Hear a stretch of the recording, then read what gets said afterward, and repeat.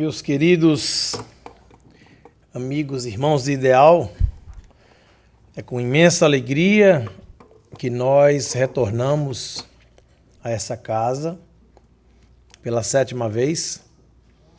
Quer dizer, já posso me considerar da casa, né? 7 palestras aqui, é o 7º ano que a gente vem, desde 2012, se eu não me engano. Uma casa que me acolheu de braços abertos. Afinal de contas, a presidente é uma baiana. E como toda boa nordestina, tem um coração enorme. E aqui a gente se sente muito à vontade, porque é uma casa organizada, com uma biblioteca maravilhosa e um carinho das pessoas para comigo é sempre diferenciado. Tanto que muitos são amigos, se tornaram amigos nas redes sociais, a gente sempre conversa. Mas vamos correr porque o tempo sempre é curto para mim, minhas palestras sempre, o tempo não dá para a gente falar tudo que a gente quer.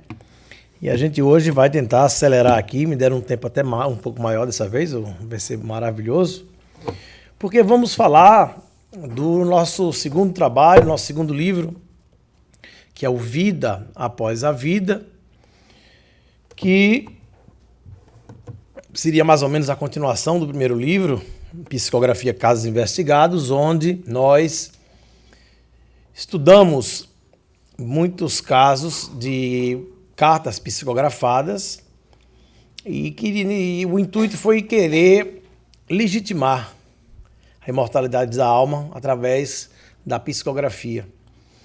Então, durante essa construção, nós tivemos contato com mais de 25 médiuns no Brasil e fora do Brasil. E no primeiro livro estudamos 40 casos, selecionamos 7. E agora, no segundo livro, Vida Após a Vida, foram ao todo, junto com o primeiro livro, foram 250 casos de psicografia. E aí tivemos que escolher apenas 7. E foi uma tarefa difícil, porque eram casos sensacionais, casos que vinham com um conteúdo de veracidade, de autenticidade na comunicação. E esse sempre foi nosso objetivo: levar para as pessoas a imortalidade da alma como uma lei da natureza. Porque o que a gente vê é que a humanidade caminha com toda essa violência, e um dos motivos é a descrença na eternidade. É achar que morreu, acabou. E esse papel de legitimar a eternidade, que as religiões sempre abraçaram, sempre tiveram como seu pano de fundo, a história mostra que elas foram incompetentes para implantar a paz e a espiritualidade no solo do planeta. Porque quem mais produziu guerras foram as religiões e os religiosos. Na história da humanidade foram contabilizadas mais de 12 mil guerras. E dessas 12 mil guerras, mais de 80% foram produzidas por religiosos. E hoje, no solo do planeta, existem 17 focos de conflitos ocorrendo e também mais de 80% estão sendo produzidos por questões religiosas. Quem está legitimando essa imortalidade da alma hoje é a ciência. A ciência que sempre andou no lado oposto da religião é quem está vindo legitimar a imortalidade da alma. Mas para a gente falar um pouco da psicografia, a gente tem que entender que essa comunicação da psicografia ela já existia lá do passado, com os seus precursores, que toda grande descoberta na história da humanidade sempre teve seus precursores. E a psicografia também teve seus precursores. Não foi o espiritismo quem inventou a psicografia. Quando o primeiro fato conhecido sobre psicografia foram os 10 mandamentos, quando Moisés desce do Monte Tabor com as leis. Ali foi a primeira psicografia. Foram os precursores da psicografia. As cartas de Paulo também foram psicografadas, porque A psicografia ela não só é ali quando o espírito toma o braço do médium e começa a escrever. Essa é a psicografia mecânica, porque existem 3 tipos de psicografia. A primeira, a psicografia mecânica, na qual o médium ele fica inconsciente, ele não sabe o que escreveu, escreve ali a jato, assim como o Chico Xavier fazia, que era um médium mecânico.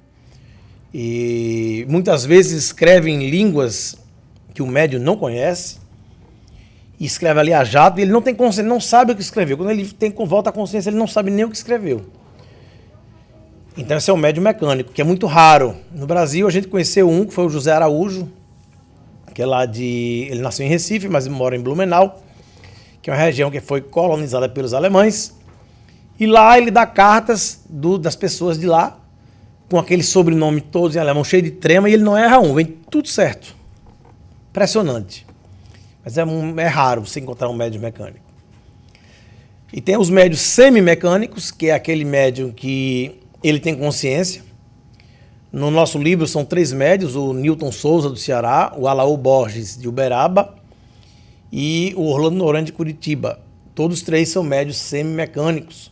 Eles têm consciência, estão ali fazendo a psicografia enquanto eu faço a palestra, e no final até às vezes eles comentam comigo o que eu falei e tal, então eles têm consciência daquilo ali. Então são os médios semimecânicos. Né? E tem os médios audientes intuitivos, que é a maioria desses livros que vocês veem aí, esses romances, esses livros, são livros de psicografia audiente ou intuitiva, a grande maioria. Que ali a pessoa está inspirada e escreve o livro. Então, possivelmente, a Carta de Paulo e todos esses outros livros do passado devem ter sido de mediunidade intuitiva. Isso é apenas especulação, a gente não tem como saber. Só que tem um detalhe. Tanto o médium mecânico como o médium semimecânico, ele consegue acoplar o perispírito com o espírito comunicante. Eles entram numa sintonia tão grande que muitas das vezes, a letra do espírito, o médium consegue copiar. O médium sai mudando de letra de acordo com o espírito. E muitas vezes a própria assinatura vem igual. Só quem faz isso é o médium mecânico e, na maioria das vezes, o semimecânico. O médium audiente intuitivo ele não consegue. Então, esse médium que muda a letra, ele é classificado como médium polígrafo, porque ele muda a letra de acordo com o espírito. Já o médium intuitivo audiente, ele é monógrafo, ele mantém a letra do médium em todas as cartas. Então, no passado, tiveram esses casos que nós podemos chamar de os precursores da mediunidade, mas foi Allan Kardec quem deu a dignidade, quem codificou a psicografia. Primeiro, quando se resolve amarrar um lápis no pé de uma mesa. Foi a primeira psicografia, um lápis no pé de uma mesa. E ali a mesa ia respondendo perguntas e escrevendo, sim ou não. Depois se teve a ideia de pôr o lápis na prancheta. Até que se teve a ideia de pôr o lápis na mão do médium. E aí começaram verdadeiramente as psicografias. E é um assunto que sempre me interessou, porque no primeiro livro eu conto isso. Nós tivemos um caso de um amigo, que era um melhor amigo na época, e desencarnou num acidente de moto. E nós recebemos uma mensagem no centro espírita, lá que frequentávamos. E eu não acreditava em nada. Eu não entrei no espiritismo pela dor, entrei pela curiosidade. Não foi para querer entender o que eu estava fazendo aqui na Terra, o que era essa coisa chamada espiritismo. E eu não sou médium, eu não vejo nada, eu não sinto nada, não escuto nada, e eu só me arrepio quando eu vou para o Alasca, que eu adoro, já fui 6 vezes, aí eu sinto frio e aí eu me arrepio, eu acho maravilhoso aquele lugar. Para mim é o lugar mais bonito dos 42 estados que eu conheço aqui nos Estados Unidos. E não tem nada igual. Vocês que moram aqui, pelo amor de Deus, vão lá conhecer aquela maravilha. E foi bem interessante a última vez, no final da palestra eu vou contar que o rapaz da imigração veio me perguntar o que eu ia fazer no Alasca, foi bem engraçado. Mas, minha gente, vamos correr aqui porque a gente não tem muito tempo. E vamos falar do livro, dos casos, que é o que todo mundo quer ver. Nesse livro, nós colocamos 7 casos, como eu frisei, desses 3 médios. Esses 3 médios, além de serem semimecânicos, são médios que têm uma semelhança muito grande, porque todos 3 têm sua profissão, não vivem da mediunidade, assim como o Chico, não vivem da venda de livros, toda a renda dos livros eles fazem doação. O Orlando Noronha, por exemplo, ele vem aqui, faz a psicografia, traz os livros, vende, no final ele pega o dinheiro, deposita na conta da instituição, bate uma fotografia do print do depósito e manda para mim. Eles fazem isso. E durante a construção dessa obra, nós tivemos contato, como eu falei, com vários médiuns no Brasil. Encontramos médiuns muito sérios fazendo um trabalho digno na mediunidade com Jesus. Mas encontramos também alguns indivíduos se passando por médiuns.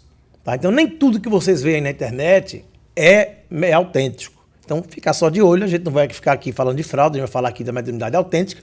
Mas não custa nada deixar esse alerta, essas cartas aí com número de CPF, placa de carro, número de telefone da sogra, número do e-mail, enfim, tudo isso aí. Muito cuidado, porque Chico era a nossa maior antena, a nossa referência, e a gente nunca viu o Chico fazer isso. Então, se alguém faz algo maior que Chico, das duas uma, ou ele é maior do que Chico, realmente, ou é uma fraude. E o interessante é que esses médios que dão esses números, eles correm de pesquisa, eles têm medo de pesquisas. Quando você vê um médium falando mal de mim, pode ter certeza, ele é charlatão. Pode ter certeza. Quando você vê um médium se vitimizando, estou sendo perseguido, ligaram para minha casa, você pode ter certeza, cuidado, são esses. E tem os que são, que defendem ele também, que são coniventes, cúmplices. Que tem médio sério no Brasil, que é médio autêntico, mas que defende os charlatões. Também tem isso. A gente vai dizer os nomes depois, no momento oportuno. Mas, minha gente, o primeiro caso do livro foi um caso muito interessante, porque foi em Natal, no Rio Grande do Norte, com o médium Orlando Noronha. E esses 3 médiuns, eles trabalham na parte da captação de uma forma muito parecida, porque eles não fazem entrevista, eles apenas anotam num pedaço de papel o nome, a data de nascimento e a data de morte do ente querido. Apenas isso. Apenas isso. Exatamente como o Chico fazia. Porque nós, antes de construirmos essa obra, nós pesquisamos tudo que foi publicado sobre pesquisas da mediunidade de Chico Xavier. Chico deu muitas cartas sem ter contato algum. Mas isso era a exceção, não era a regra. Via de regra, Chico ficava com a prancheta em cima da perna e anotava a data de nascimento, data de morte e o nome. Isso nós pesquisamos com várias pessoas que desfrutaram da intimidade de Chico, como o próprio médium Orlando Noronha, que passou 6 anos indo a Uberaba e aprendeu com Chico, está no nosso livro. A própria Célia Diniz, que é quem cuida do acervo do Chico em Pedro Leopoldo, interior de Minas Gerais, onde nós também tivemos lá lançando o nosso primeiro livro. E outras pessoas mais próximas do Chico, que nos relataram essas situações. Então, o que é que ocorre? Como é que funciona? Vamos supor que ele vem para cá, né? E vem fazer um evento aqui de psicografia. Então, ele fica naquela sala ali fechada, sozinho, e é distribuído as fichas. Então, você só vai escrever nome, data de nascimento e data de morte. Aí chama ficha 1, aí vai a pessoa. Ficha 2. Você, quando entra na sala, não vai bater papo com o médium. Ele não fica batendo papo, perguntando coisas. Você apenas dá a ficha. Ele pega a ficha, olha, e ali ele já sente se vai vir carta ou não. É um fenômeno que nós que estudamos a parapsicologia chamamos de psicometria. Ali ele segura, ali ele já sabe se o telefone vai tocar de lá para cá. Da mesma forma como o Chico fazia. Então, muitas vezes, o médico, quando a pessoa entra na sala do médico ali para entregar, aí o médico até pergunta, quem é Bernadette? A pessoa, é minha avó. Quem é Alexandre? É meu avô. Quer dizer, nesse caso, ele fala o que ele está vendo. Mas não fica especulando, não fica buscando informações. Então, esses 3 médios, eles fazem assim. E esse primeiro caso ocorreu exatamente dessa forma. Se tratava de um garoto chamado Mateus, com 21 anos. Ele resolveu andar com a turma da pesada, e se envolveu com drogas. E ali a turma foi fazer um assalto, ele foi junto. E a vítima reagiu e deu um tiro nele. E ele veio a desencarnar. A mãe entrou em depressão, ficou muito mal. Passou um tempo realmente bem difícil. A Lidiane, lá de Natal. e ocorreu a reunião de psicografia do Orlando em Natal pela primeira vez, que ele teve lá, no evento. E o que aconteceu? Ela preencheu a ficha e ficou aguardando a vez dela, para entregar a ficha lá para o Orlando. E ela conta, ela narra que o filho, o Matheus, ele era assim, não levava nada a sério. E parece que aquele filho que dá mais trabalho é o que a mãe mais se apega, né? Não sei porquê, mas isso ocorre. E ela conta que toda vez que ela ia repreendê-lo, lá no Nordeste tem muito disso, de ela chamar pelo nome, ela olhava para ele e dizia, Matheus, Matheus, quando ele fazia algo errado. E ele era tão debochado que ele virava para a mãe e dizia, mãinha, mãinha. Ele não levava nem a mãe a sério. E aí, quando ela estava com a ficha, que chamaram o nome dela, o número dela, que ela foi, que ela entra na sala, entrega a ficha ao Orlando, o Orlando segura a ficha, olha para ela e fala, mãinha, mãinha. Aí acabou com ela, né? Porque não tinha como o Orlando saber disso. Nós pesquisamos tudo, porque a gente descobriu que tem esses indivíduos aí, pelo menos 5, que estão coletando informações das redes sociais e colocando nas cartas. A gente tem feito essa denúncia aí, né? A grande maioria das lideranças espíritas está nos apoiando. O Alberto Almeida fez um vídeo maravilhoso de alerta. E a gente espera que os outros que estão aí esperando a coisa acontecer também se posicionem em favor das mães que estão sendo enganadas e dos médiuns autênticos. As grandes lideranças espíritas. A gente espera isso deles. E nós temos certeza que isso vai acontecer. Então, ela ficou num estado de euforia, porque aí ela volta, senta, e uma das cartas naquele dia foi do Matheus, que a gente vai passar para vocês. E o interessante é que ela doou todas as roupas do Matheus, ela doou tudo. E quando ela foi ver, ela tinha uma bermuda vermelha que ele tinha entregue para ela fazer, que ele tinha rasgado, e ela foi costurar a bermuda. Então ela só ficou com essa bermuda vermelha. E no final da carta ele começa a narrar vários detalhes. Por exemplo, ele fala que quando chegou do outro lado, foi recebido pela bisavó Talina. O nome dela se chamava Natalina, mas ninguém a chamava de Natalina, se chamava apenas de Talina. E na carta vem Talina. Exatamente como vinha nas cartas do Chico, mais de 70% dos nomes das cartas eram nomes de desencarnados nas cartas do Chico. Nas cartas do Orlando, do Newton Souza e do Alaú Borges, a maioria dos nomes são nomes de mortos. São nomes de mortos. E os charlatões só dão nome de vivo, porque morto não tem Facebook. Mas a gente denunciou isso ano passado no Japão, só que agora eles estão pondo nas cartas, que tem um site que vocês podem olhar depois, chamado Tudo Sobre Todos. Depois dê uma olhadinha, vocês que estão assistindo. Vocês de casa que estão aí vendo agora. Olhem lá, Tudo Sobre Todos. É um site pago, você põe o nome da pessoa, sai o nome do pai, da mãe, o nome do vizinho, sai a família, a árvore genealógica toda. Então ele obtém todas as informações.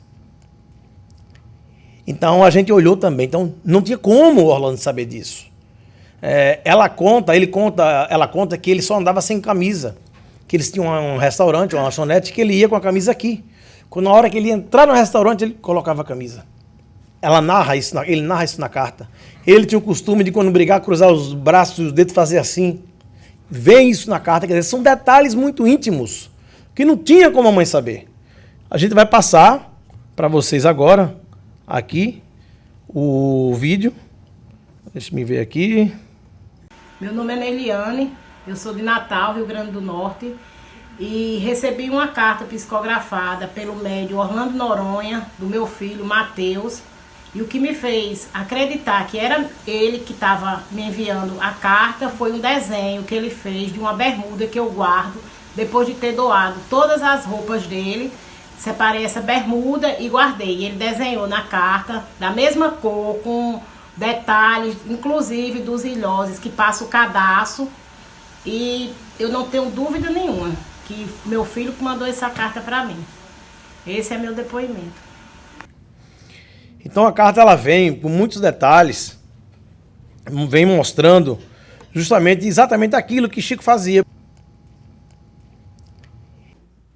Bom, pessoal, dá uma olhada no detalhe em cima, naquela parte preta, vocês vão ver 4 furos, ali onde passa o fio, né?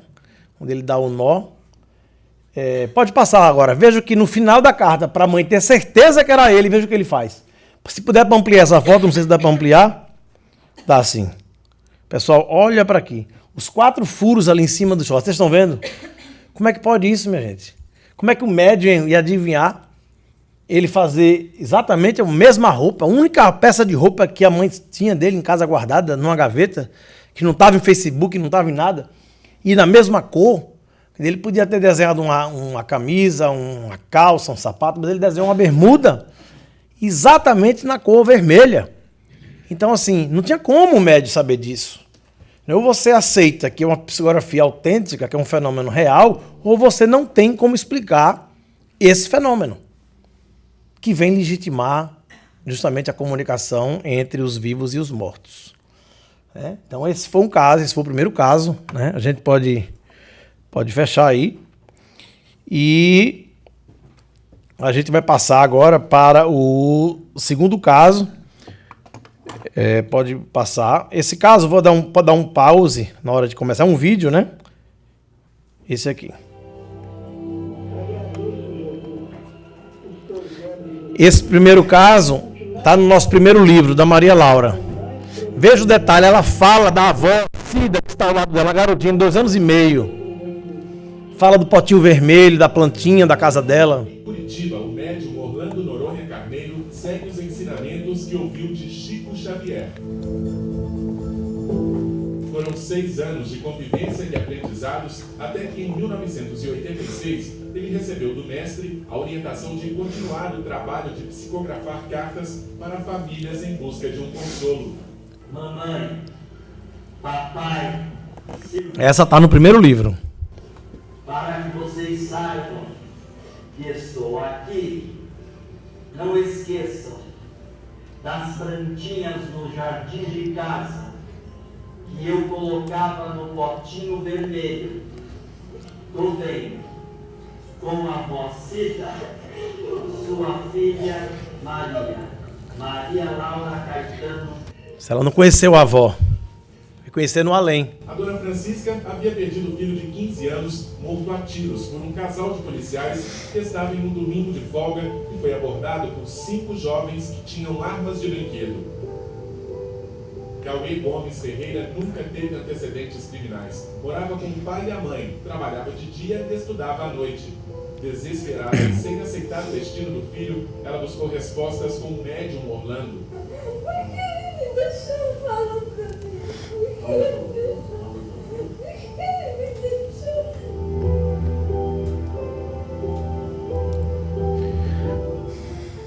Mãe, pai, me perdoe a vacilada e a fraqueza que me tomou conta. Não vou citar o nome dos amigos, precisamos preservar muitas coisas. Eu sei que você repete para você, mãe, como o Cauê foi cair nisso.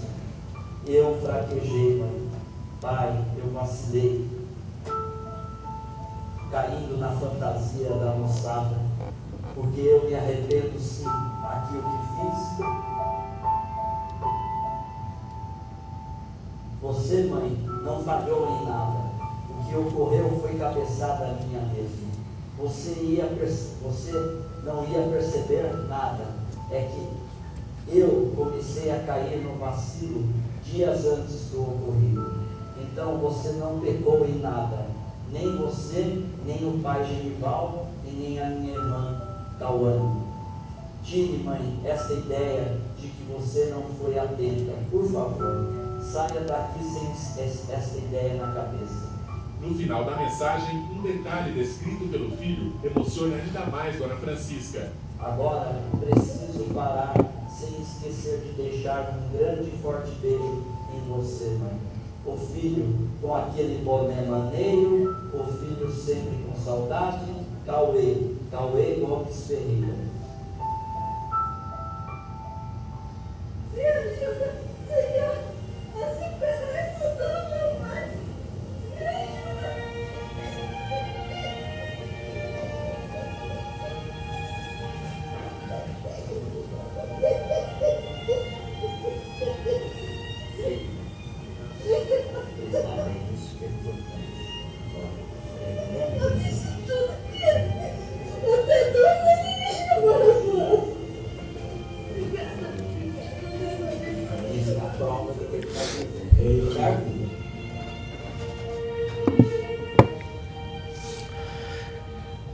Pois é, né? Então, como vocês estão vendo, é realmente bem comovente, né? Estou vendo aí muita gente chorando, limpando os olhos, e a gente que está envolvido nisso, a gente também se emociona. Pode acender a luz.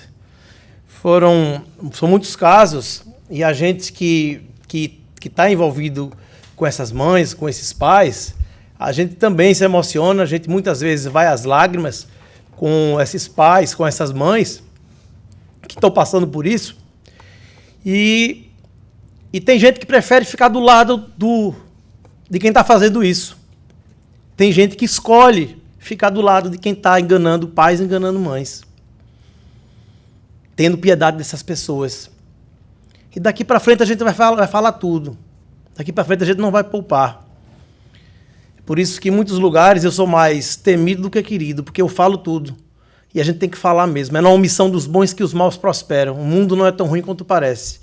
É que o mal tem a ousadia para fazer o mal, enquanto o bom é tímido e acovardado.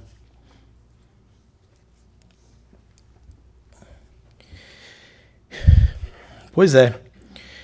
E a gente vai estudando cada caso, a gente se envolve tanto com esses pais, a gente se envolve tanto com essas mães, e por mais que a gente se envolva, a gente não consegue mensurar a dor da perda, da entrega de um ente querido, que sempre foi a dor mais dilacerante. Eu sempre falei que era a dor mais forte que um ser humano podia sentir, a dor de uma mãe, de um pai que entrega um filho. Eu sempre falei isso. Sempre vim falando nas minhas palestras, até que um dia, a gente conversando lá lá no centro de Pedro Leopoldo, da Célia Diniz, em Luiz Gonzaga, em Minas, a gente falou isso no lançamento do livro, e a Célia disse: Guilherme, vou discordar de você. A Célia é aquela do filme As Mães de Chico, não sei se vocês já viram, que estava na bicicleta, a babá na bicicleta com a filhinha, aquela história da Célia. Ela entregou 2 filhos. Ela recebeu carta do Chico. E aí ela disse: Guilherme, eu também repetia que a dor mais sagrada, a dor mais forte era essa mesmo, até que um dia eu estava num centro no Rio fazendo uma palestra e veio uma senhora e disse: a minha dor é maior que a sua. Eu disse: agora eu quero ver. Ela disse: pois é, a minha filha, Célia, saiu de casa e nunca mais voltou. A minha filha, ela usava drogas, ela foi hospitalizada, depois ela saiu, voltou, e ela nunca mais apareceu. Eu não sei se minha filha está viva, se minha filha está morta, se minha filha está em cárcere privado, se ela está... Enfim, eu não sei onde está minha filha. Toda noite eu vou dormir, eu acordo de madrugada, observando se a porta, ver se aquela porta vai abrir. Às vezes o telefone toca, a campanha toca, eu vou correndo para atender, na esperança de ser minha filha. E eu vou dormir toda noite, acordo de madrugada, toda suada, pensando que minha filha está entrando ali. E eu vou, Guilherme, Célia, levar isso dentro de mim até o último dia da minha vida.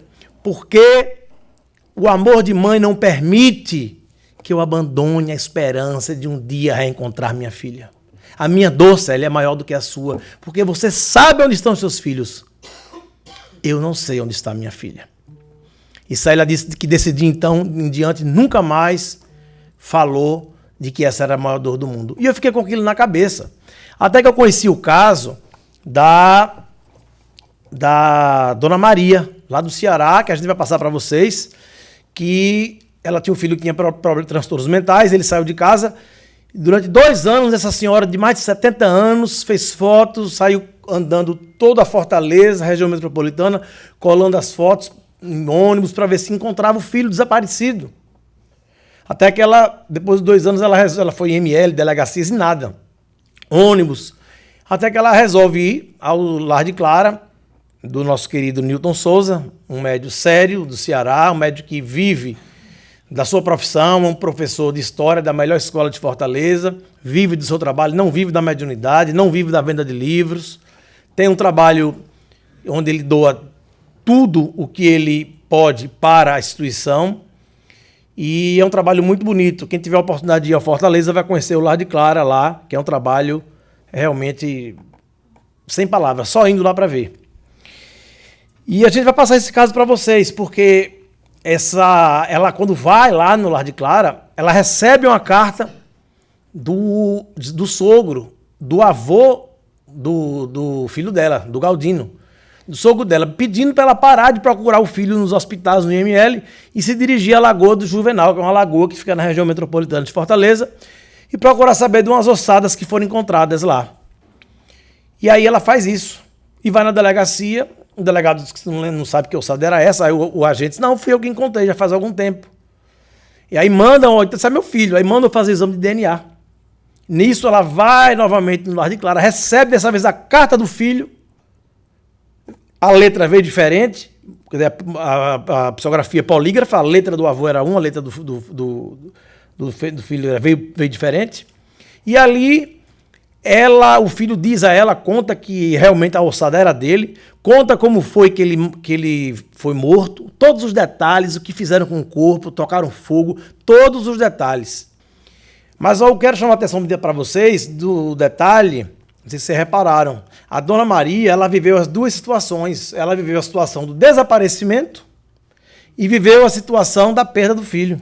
E eu tinha aquela curiosidade lá atrás, né, que a Célia tinha falado. Eu digo, eu vou aproveitar, vou perguntar a ela o que é que dói mais. Se é a perda ou se é o desaparecimento ou se é a dor da morte. Eu disse, Dona Maria, mas tem uma curiosidade minha. Eu filmei, né, tem esse filmado. Eu ia até pôr aqui, mas não está no pendrive. Dona Maria, o que é pior? O que é que dói mais? É perder seu filho através de como foi, né, do assassinato, ou o desaparecimento? Aí ela olha para mim assim, dá um sorriso. Ela nem demorou para responder. Guilherme. Depois que eu encontrei os ossos dele, eu fiquei muito tão tranquilo, foi feliz. Ela disse que a dor da separação, a dor do desaparecimento é infinitamente maior. Então é alguém que viveu as duas experiências, então eu tenho que concordar com ela. Como eu não vivi nenhuma das duas, eu vou ficar com ela também. Então por isso que eu nunca mais repeti isso, que a maior dor era a dor da mãe que entrega um filho. Porque ela viveu as duas situações. Né? Ela viveu as duas situações. E esse caso é um caso que merece, inclusive, um livro de tão complexo e tão impressionante que é. Do médium não saber de absolutamente nada. Né? Inclusive agora, no segundo semestre, no dia 25 de agosto, nós vamos estar realizando um trabalho, vai haver um evento lá no Lar de Clara, em Fortaleza, onde estará presente o Newton Souza, o Alaô Borges, que está no nosso livro, que a gente vamos fazer o lançamento do livro lá, e com palestras do Rossandro Klinger e do Dr. Alexander Moreira Almeida, que também vai participar, o Dr. Hugo Martins, que é neurologista, psiquiatra e médium, vai estar lá com a gente. Então será um grande evento, quem estiver no Brasil pode participar lá com a gente, vai ser muito bom, vai ser o maior evento de psicografia do Brasil, e com médiuns sérios, com médiuns que foram pesquisados, que não tem medo de pesquisa, entendeu? E vai ser muito bom. E estão todos convidados. Mas faltou a gente falar do Alaô, mostrar um caso do Alaô, né? Que está no livro também, que esse caso, que é o seguinte, são 7 casos. O tempo que a gente tem, não dá para mostrar os 7. Então, cada palestra, a gente mostra um caso, na outra mostra 2. Então, se alguém estiver assistindo e não estiver mostrando o caso do seu filho, não é porque a gente escolheu que seu caso não é tão bom quanto o outro. Não é isso, é porque a gente tem que escolher. A gente não pode passar os 7 porque o tempo não dá. Mas esse caso aqui do Alaô, ele é muito interessante. Porque esse caso foi no ano 2000, minha gente. Que ela desencarnou, a Eliezer, e já era uma senhora, e essa filha recebeu a carta no ano 2001. E na época não tinha internet, não tinha Facebook, não tinha Orkut, não tinha nada. E até a assinatura veio igual. Né? Pode passar esse caso. Olá, boa tarde. Meu nome é Lindinalva Lorente, sou de São Paulo, bairro da Moca. Fui agraciada com uma mensagem, minha mãezinha, através do médium Alaor Borges Júnior, no grupo assistencial espírita Maria Dolores. E aqui estou, onde tudo começou. Foi um momento marcante na minha vida. Fiquei muito emocionada e as coisas que ela me disse eram tão autênticas, coisas essas que só eu sabia. E para completar, no final da carta ela assinou, exatamente igual ao RG. Como se isso não bastasse, foi reconhecido firma, pois na época estava sendo lavrado o inventário e eram todos unânimes a dizer, impressionante. E, em cima disso, só tenho que agradecer muito, muito ao Grupo Maria Dolores e essa criatura fantástica que é o Alaor. Obrigada, espero ter contribuído de alguma forma. Obrigada. Pode deixar apagado. Aqui a gente vai passar agora a fotografia, só para vocês olharem e observarem a diferença, a assinatura. Olha, pessoal, essa daí, pode passar.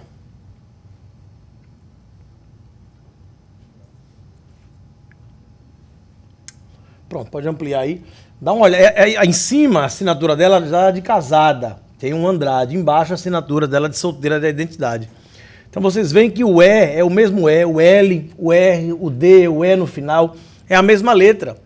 Tanto que ela levou no cartório isso e autenticou lá, no ano 2001. E na carta, ela também, como todos os outros 6 casos, são 7, né?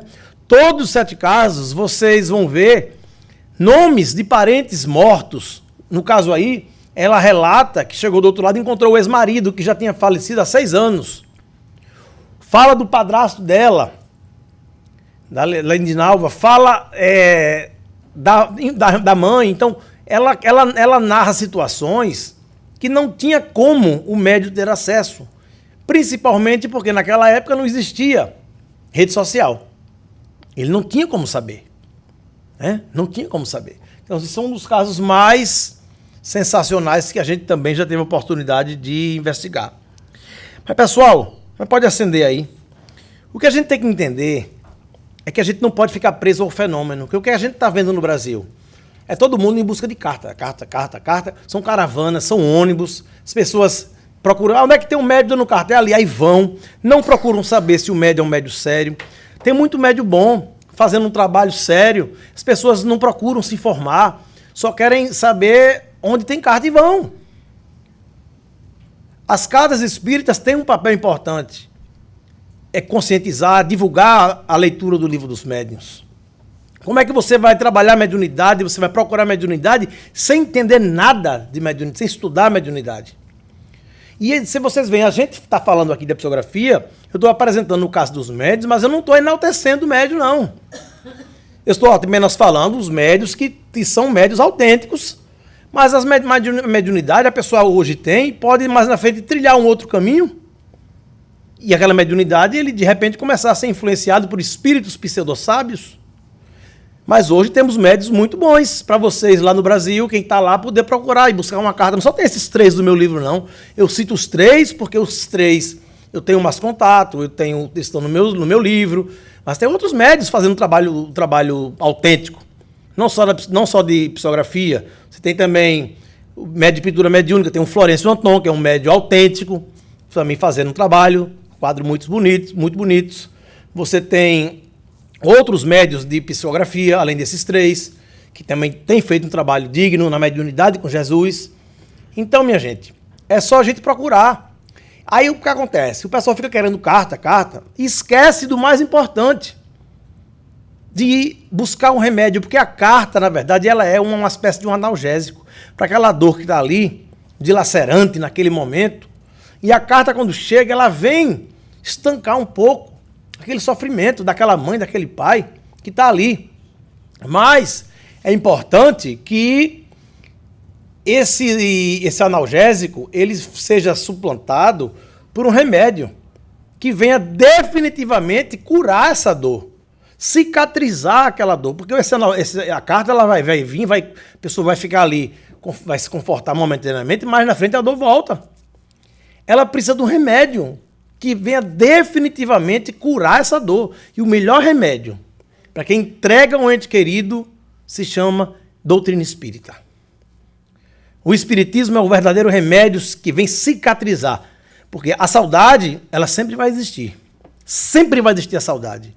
Agora, o espiritismo ele traz esse consolo porque esclarece. Não deixa o indivíduo apenas com a crença, põe o conhecimento na frente da crença.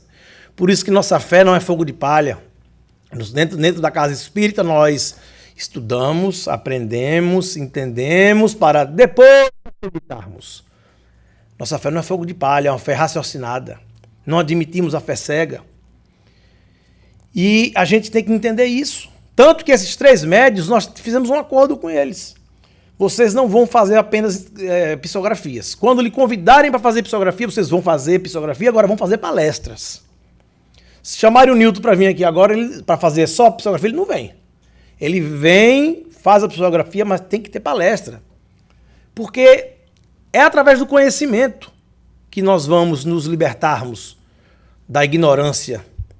O Espiritismo veio tirar o Jesus da cruz, que está lá, preso através dos atavismos religiosos, e tirar o Jesus para andar com a gente no dia a dia. Isso a gente vai conseguir através do estudo. Centro Espírita não é igreja, Centro Espírita é escola. Nós estamos aqui para aprender as verdades espirituais que estão aí paradas. Como diz Emmanuel, o Espiritismo é o Evangelho redivivo. Ora, se é redivivo é porque estava morto na cruz. Né? Porque estava morto na cruz. Então, minha gente, a gente tem que olhar isso, não olhar só o fenômeno, e sim o que está por trás do fenômeno, que o fenômeno tem a nos ensinar. Porque muita gente fica presa ao fenômeno e esquece do mais importante. O que é que esse fenômeno tem a ensinar pra gente? Eu não perdi ente querido nenhum, mas de tanto eu conviver com essas mães, com esses pais, e sofrer junto com eles, eu aprendi tanta coisa que vocês não têm noção. E como é difícil. Como é difícil a gente consolar um pai, consolar uma mãe que entrega um filho. É muito difícil. E toda vez eu me emociono, Mas a gente tem que fazer isso de alguma forma, tentar levar alegria. Eu estava participando da reunião mediúnica antes dessa viagem, e a entidade disse para mim: Guilherme, o melhor remédio para evitar a obsessão é bom humor, alegria. Então, nas suas palestras, seja alegre, passe bom humor para as pessoas, passe alegria, que o espírito obsessor odeia isso. Odeia a gente alegre e ele vai correr de você. E eu tenho feito isso. Então, sempre eu não sei o que acontece comigo, que toda vez que eu faço uma viagem, acontece algum fato inusitado. E agora, nessa viagem, aconteceu como nunca aconteceu. Eu estava no circuito de palestras pela Europa e vim para cá. Só que eu tinha 5 dias de férias. E eu resolvi ir para o Alasca, que eu adoro o Alasca. Aí fui passar 5 dias lá. Aí quando eu cheguei, eu desci na Carolina do Norte, ali em Charlotte. E aí quando eu cheguei, fui passar na imigração. Aí o oficial da imigração olhou assim e disse: qual a razão da sua vinda para cá? Eu disse: eu faço palestra, sou palestrante, sou escritor, e eu estou indo para o Alasca para descansar. Aí ele olhou assim e disse: que tipo de livro você escreve? Eu estava com um livro assim na bolsa direita. É sobre vida após a vida, comunicação entre os vivos e os mortos. Aí ele olhou para mim assim e disse... Todo mundo fala inglês aqui, né? Aí ele olhou para mim e disse: So we're going to talk to the bears, talk to the moose, to the cannibals in English? What are you going to do in Alaska, man? Why don't you stay here? He talks about spirits. I was like, yes. My mom's going to love you because she likes voodoo. She's going to love you so much. She's going to love you so much. Why don't you stay here, man? You can go to my house, like she knows how to make a very good cornbread and corned beef. And you can have pecan pie. The dessert's going to be pecan pie. And we stay there. It's better, man. The spirits are not in Alaska. They're not crazy. They're not going to be freezing there. They're here. Aí eu fiquei, começou a rir, né? Aquela cena, eu comecei a rir também. Aí no final ele disse: Hey, tell me something. Can you get the lottery's numbers? Yeah, because I want to buy a house in the lake. And I want to invite you so we can have fun there. E ele levou na brincadeira e eu saí rindo. E aí quando o pior não foi isso, quando eu voltei, que eu fiz a conexão, eu encontrei com ele novamente. E ele olhou para mim: Did you find any bears? Eu disse: Of course. Did you find any spirit?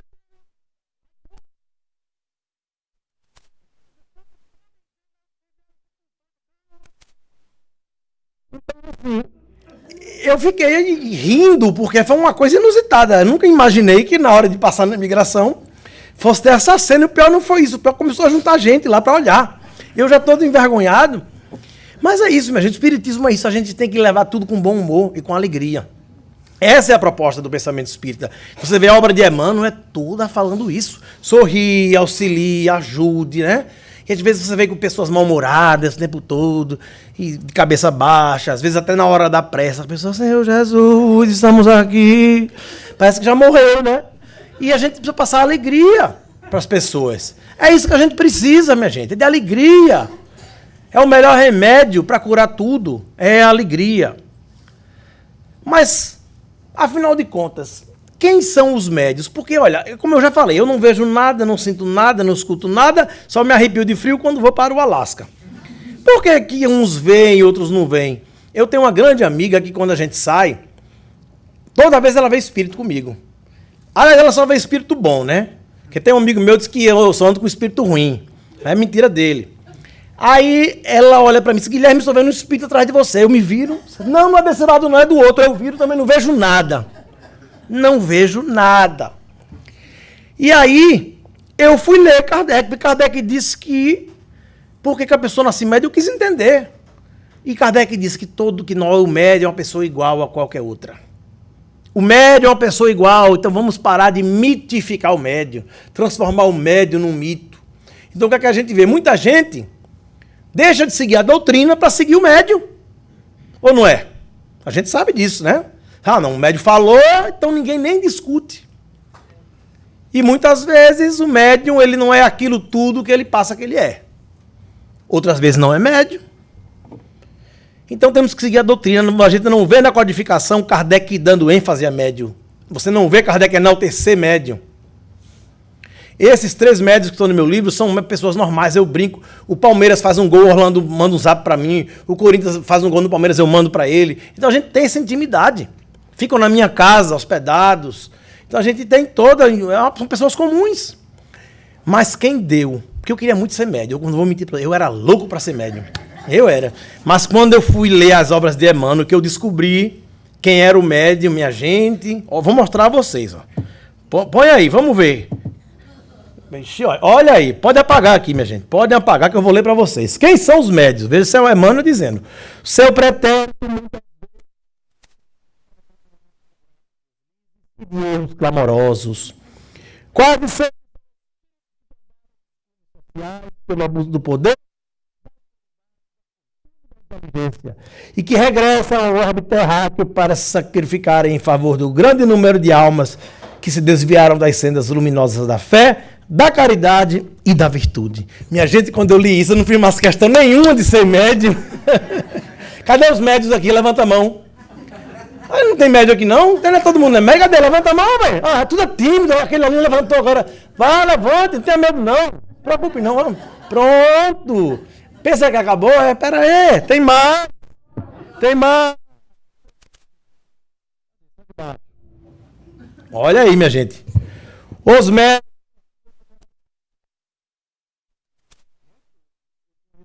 Foi.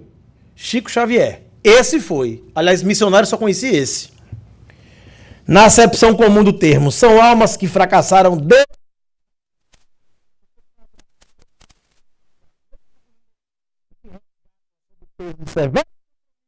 limitadas responsabilidades, o passar obscuro e delituoso. Então, minha gente, vamos parar de endeusar médium, pelo amor de Deus. Médium é uma pessoa comum, pessoa normal, pessoa com defeitos como nós, são pessoas iguais a nós. São pessoas comuns. Então, diante disso, eu realmente não fiz mais questão em ser médium, né? Em ser médium, porque a gente tem que entender o seguinte, a lei de Deus, ela fala 3 vozes. Primeira voz é a voz do amor. Aí você não atende porque não entende. Aí olha que Deus dá a segunda chance, que é a voz da razão. Aí você não atende porque não entende. Olha que Deus deu uma chance. Aí vem a terceira voz de Deus, que é a voz da dor. Aí você atende porque entende. Uns precisam de pão, outros de pau. Né? Porque a proposta é a evolução. Eu tenho um caso que eu sempre conto. Um amigo meu começou a fumar na juventude e o pai dele disse, Júnior, não fume, que isso faz mal. Não, meu pai, só de vez em quando, só quando eu tomo uma cerveja. Não foi pelo amor.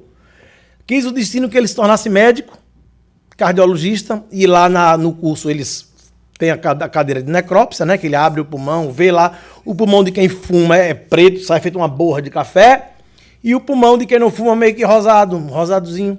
Ele viu o que o cigarro faz, e foi, né, a razão falou mais alto e ele não foi pela razão.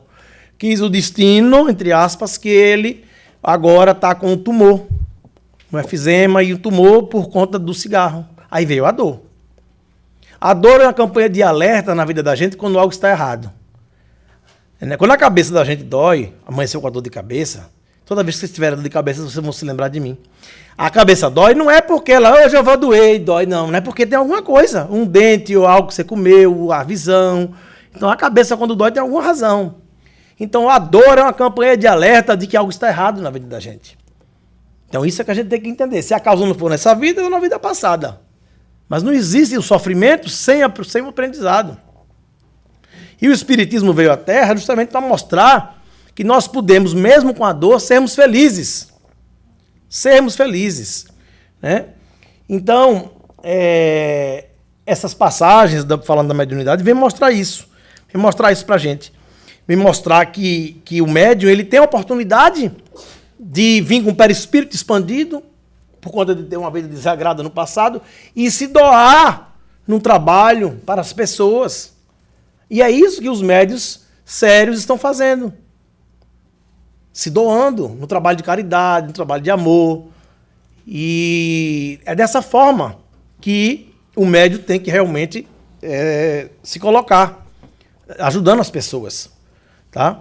Então, para a gente poder entender melhor essa situação das cartas, dos médiuns de psicografia, a gente tem que entender o seguinte, que não podemos, como eu disse antes, ficar preso apenas à carta, né? Quando eu falei lá do analgésico, do remédio, eu falo para vocês isso com conhecimento de causa, porque o Alaú Borges, ele esteve em São Paulo e ele deu uma carta para uma policial, que ela tinha uma filha bem rebelde, elas brigaram, a filha foi para a bolsa da mãe pegar a arma para atirar na mãe. A mãe foi para cima dela, segurou, tiveram uma briga as duas, a mãe segurou a arma sem querer, disparou e atingiu e matou a filha. Matou a filha sem querer. A mãe quis se matar, ficou no desespero. 4 meses depois, o Alaú vai a São Paulo e lá ela não era espírita e ela recebe a carta da filha. Recebeu aquele analgésico, ficou ali sossegada, tranquila, com aquela paz, né? E ela não foi para a doutrina. 3 ou 4 meses depois, não lembro, o Alaú volta a São Paulo, ela vai lá, recebe a segunda carta. Alguns meses depois, o Alaú volta a São Paulo, ela recebe a terceira carta. E quase um ano depois, quando o Alaú volta, ele estava lá na psicografia, recebe um telefonema dizendo que a policial, aqui recebeu 3 cartas, aqui recebeu os 3 analgésicos, acabaram de cometer suicídio. Aí eu pergunto para vocês, adiantou as 3 cartas?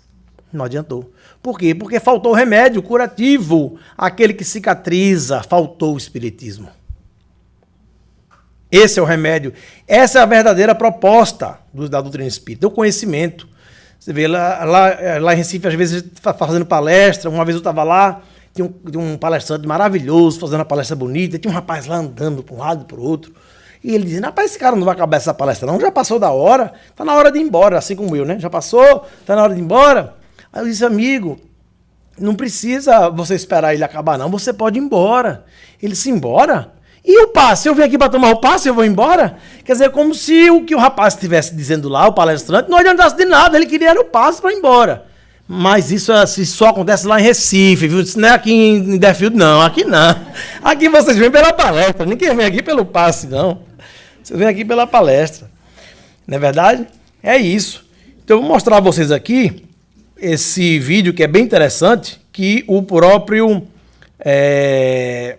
Alberto Almeida fez agora, recentemente, a nosso pedido, para alertar e para apoiar as mães que estão aí recebendo cartas coletadas das redes sociais. E o Alberto Almeida fez esse vídeo. Pode apagar a luz e já passar para vocês. Pra você ver essa mensagem bonita de apoio e de alerta, principalmente. Que era o que todo mundo devia fazer, todo palestrante famoso devia ter feito até agora. A gente está aguardando. Esses dias tem surgido tantas aberrações no campo da mediunidade de uma forma, em geral, fora e dentro do movimento religioso, e até dessacralizando a relação com o divino quando se faz da mediunidade, por exemplo, de saúde, uma aberração, ou quando se promove através da psicografia crueldades com pseudo-cartas endereçadas às pessoas que perderam os seus entes queridos. Crueldades porque a pessoa está no estado de vulnerabilidade e vai em busca de um consolo e são forjadas cartas por pseudos médiuns que na verdade representam às vezes a atitude de interesse de um charlatão ou de um embusteiro, ou então de médiuns que falseiam comunicações sem lograr estabelecer fidelidade à verdade em relação à pessoa que busca a consolação. Aquilo que Allan Kardec, ao seu tempo, teve tanto cuidado em assinalar, dedicando um capítulo de O Livro dos Médiuns, mostrando a necessidade de separar o falso do verdadeiro. E dizia mesmo Mateus, Allan Kardec, de que era dever denunciá-los e proscrevê-lo das hostes do espiritualismo e do espiritismo que surgia naquele momento. Kardec coloca a necessidade de se poder, então, ter-se muito cuidado quando a mediunidade é profanada. As causas dos fenômenos, analisar os fenômenos, o contexto que o fenômeno surge, para não se deixar engrupir, enganar pelas pessoas que muitas vezes não têm o bom senso no campo do senso moral e não têm o escrúpulo mínimo para poder desempenhar a mediunidade santa e religiosamente, como Allan Kardec propunha. Pois é, para finalizar a minha fala, pode acender aqui, eu queria dizer a vocês isso, que além das colocações de Alberto Almeida sobre seguir Kardec, quando na pergunta 317 do Livro dos Médiuns, quando Kardec orienta a denunciar a fraude, a gente cita também Jesus no Evangelho, quando Jesus prega a verdade. Conhecereis a verdade, ela vos libertará. Então essa libertação, ela se dá através da verdade. Sempre quando você estiver do lado da verdade, você vai estar do lado do Jesus. Quem não está do lado de Jesus é quem não está do lado da verdade, é quem está apoiando a fraude e quem está sendo conivente com o que está acontecendo. Essas pessoas é que não estão do lado de Jesus. E mais na frente a gente vai ver o resultado disso aí. Eu queria agradecer. Para finalizar, eu vou passar apenas um vídeo rápido mostrando os médios que estão fazendo esse trabalho junto com a gente. E dizer que toda a renda do livro é doada, a gente trouxe poucos livros, mas está aí, tudo que for vendido a gente vai doar para a Fraternidade Sem Fronteiras, né? Inclusive, nós fizemos um documento em cartório e enviamos para algumas lideranças espíritas, não para todo mundo, não postamos no Facebook, nada, apenas nas casas onde a gente vai, junto com o depósito feito na conta da Fraternidade do que foi vendido do livro. E vocês acreditam que eu recebi críticas? Porque estou sendo transparente? Eu estou sendo transparente, propondo transparência, mostrando para onde está indo o dinheiro, vocês vão me pagar. Eu tenho que mostrar a vocês onde está indo o dinheiro que vocês estão pagando. Isso está incomodando muita gente. Vocês não têm noção de quantas pessoas estão com raiva porque eu estou fazendo isso. E eu vou continuar fazendo. Vou continuar incomodando. Porque vocês vão me pagar, eu vou mostrar para onde vai o dinheiro. E isso era o que todo mundo deveria fazer. Cobrem isso de outros palestrantes que trazem livros para vender aqui. Cobrem. Façam isso. O Espiritismo prega que nós devemos ser transparentes. Isso é que nós devemos fazer. Vou passar esse vídeo para vocês conhecerem os médiuns e aí a gente finaliza. Quero aqui fazer um convite carinhoso para vocês. O meu amigo Guilherme Velho vai estar lançando um novo livro chamado Vida Após a Vida. E todo o lucro da premiação será doado à ONG Fraternidade Sem Fronteiras, da qual faço parte. É imperdível, não deixem de ir lá. Um grande abraço a todos. Meu nome é Luciano Klein. Momentaneamente trabalhamos na Federação Espírita do Estado de Ceará como vice-presidente. E queríamos inicialmente parabenizar o nosso irmão Guilherme Velho pelo trabalho que vem realizando. Trabalho de pesquisa sério, conforme assim propõe o próprio Allan Kardec, no intuito de trazer para nós, de forma segura, uma análise acerca do fenômeno mediúnico. Olá, amigos, queremos convidá-los a todos, estamos muito felizes com esse novo livro de nosso amigo e pesquisador Guilherme Velho, com o título Vida Após a Vida.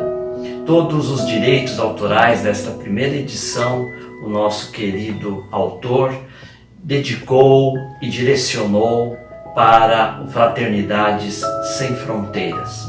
Pudemos, de forma singela, cooperar com os 5 casos, com as cartas psicografadas, ao qual o nosso amigo Guilherme Velho, com a seriedade que nós conhecemos, pôde pesquisar e estudar a alma, a imortalidade da alma,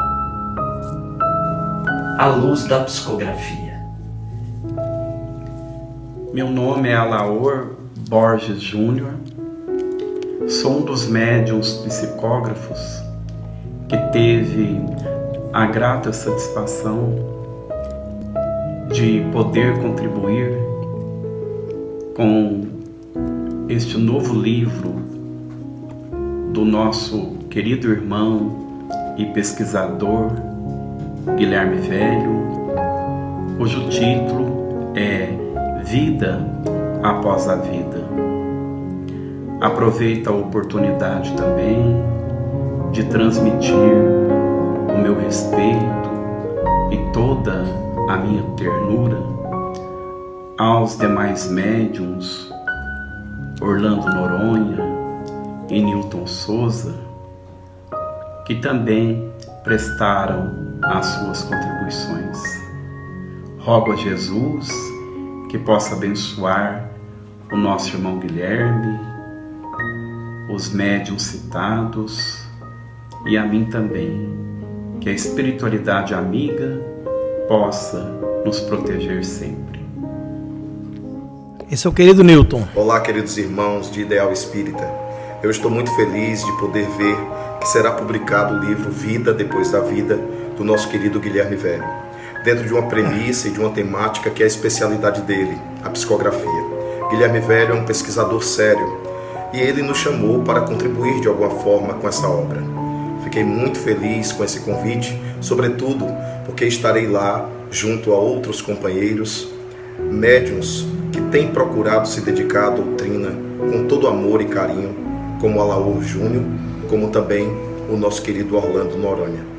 Fico muito feliz porque esse livro vai preencher mais uma lacuna nessa área da ciência espírita tão necessária ao nosso movimento. Faço votos de muita paz e que esse livro chegue a muitas mãos e que essas cartas possam iluminar muitos corações com a verdade pesquisada. Muita paz. Bom, pessoal, queria agradecer mais uma vez a oportunidade de estar aqui com vocês. Pode acender. Pela 7ª vez, espero estar aqui ano que vem, ou ainda esse ano, trazendo aí mais um livro. Vocês podem acompanhar o trabalho da gente pelas redes sociais. No YouTube tem um canal com as palestras, no Facebook e no Instagram. E é isso. Qualquer hora a gente volta. Muita paz a todos.